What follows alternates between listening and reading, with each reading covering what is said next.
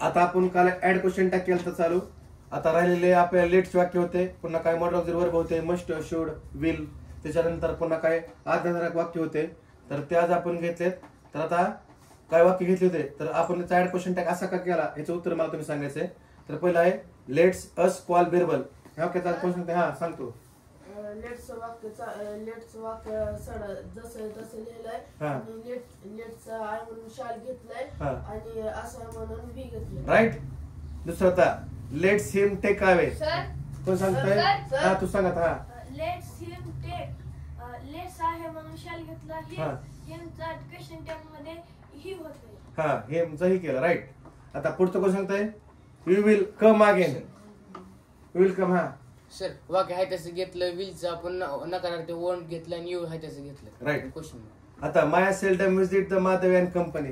हा तू सांग. माया सेल्डम हा एक नकारार्थी शब्द आहे म्हणून त्याला आपण सोडून दिलं. Maya seldom visits Madhavi and company comma and इकडं विजिट्सला यस लागलंय म्हणून आपण डस आणि मायाचं प्रोनाउन्स शी घेतला आणि क्वेश्चन मार्क. राईट. हा आता बघा पुढचं एव्हरीवन क्लॅप्ड. याचं कोण सांगतोय? हा सांगतो का? सर एव्हरीवन क्लॅप्ड वाक्य आहे तसं घेतलं. क्लॅप्ड मुख्य क्रियापदाला ईडी लागल्या आपण डीड घेतलं.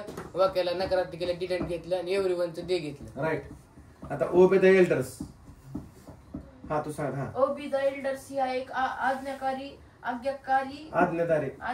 वाक्य आहे म्हणून त्यामुळे आपण विल यू घेतलं डायरेक्ट. म्हणजे आज्ञाधारी वाक्याचं आपल्याला डायरेक्ट काय करायचं? विल यू करायचं. पुन्हा डोंट डू इट अगेन. हा हे वाक्य आज्ञाधारी वाक्य आहे म्हणून आपण विल यू घेतलं. हा डायरेक्ट आपण क्वेश्चन टॅग विल यू केला. राईट. आता few people new the answer. हा सर मुख्य क्रियापद हा आपला दुसरा फॉर्म मध्ये आहे पण आपण डीड घेतलं त्याला आणि वाक्य होकारार्थीचं नकारार्थी केलं डिडंट घेतलं आणि फ्यू पीपल्सला आपण दे घेतलं. राईट. हा पुन्हा let's go to the beach. काय केलं? हा let's go to the beach घेतलं. मग लेट्स साठी शाल घेतलं अँड वी घेतलं. म्हणजे लेट्स आलेलं वाक्य असेल तर आपल्याला काय करायचं? शाल घ्यायचंय आणि त्याच्यानुसार आपल्याला प्रोनाउन घ्यायचंय. पुन्हा आता खाली वी मस्ट हरी.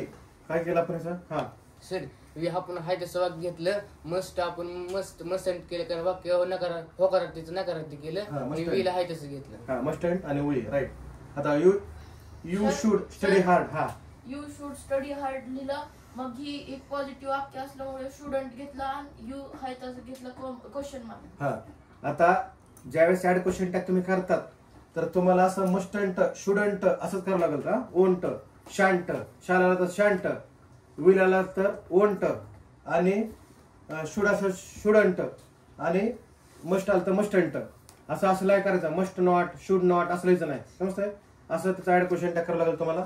तर अशा प्रकारे आपला आजचा पूर्ण ऍड क्वेश्चन टॅग संपेल आहे. आता उद्या नेक्स्ट नवीन टॉपिक चालू करू आपण.